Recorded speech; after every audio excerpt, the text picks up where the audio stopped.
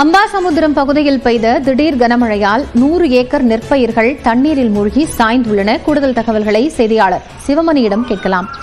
சிவமணி, இப்போ பயிர்கள் பாதிக்கப்பட்டிருக்கு, என்ன விவசாயிகள் சொல்றாங்க?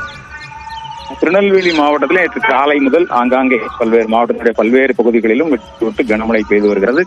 குறிப்பாக மேற்கு தொடர்ச்சி மலை கிராமங்கள்ல அதிகபட்சமாக மழை பெய்து வருகிறது. கிராமத்தில் தமிழ்நாட்டிலே அதிகபட்சமாக 8.1 சென்டிமீட்டர் மழை பதிவாகி இருக்கிறது.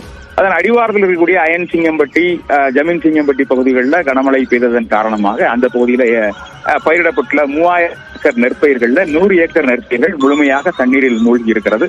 இதன் காரணமாக அறுவடைக்கு தயார் நிலையில் இருக்கக்கூடிய இந்த நெற்பயிர்கள் மூழ்கியதன் காரணமாக விவசாயிகளுடைய 3 மாத உழைப்பு அப்படிங்கிறது முழுமையாக வீணாகி இருக்கக்கூடிய நிலை காணப்படுகிறது. ஏக்கருக்கு 15,000 முதல் 20,000 ரூபாய் அவர்கள் செலவழித்துள்ள நிலையில தங்களுக்கு அந்த இழப்பீட்டை தமிழக அரசு உரிய கணக்கீடை செய்து வழங்க வேண்டும் அப்படிங்கிறது அவருடைய கோரிக்கையாக இருக்கிறது. விவசாயிகள் தொடர்ந்து இந்த மழை நீடிக்கும் பட்சத்துல அந்த பகுதியில் அறுவடைக்கு தயாராக இருக்கக்கூடிய பயிர்கள் மேலும் பாதிப்பு ஏற்படுவதற்கான வாய்ப்புகள் அதிகமாகவே இருக்கிறது. காயத்ரி, நன்றி சிவமணி, விவரங்களை வழங்கியமைக்காக.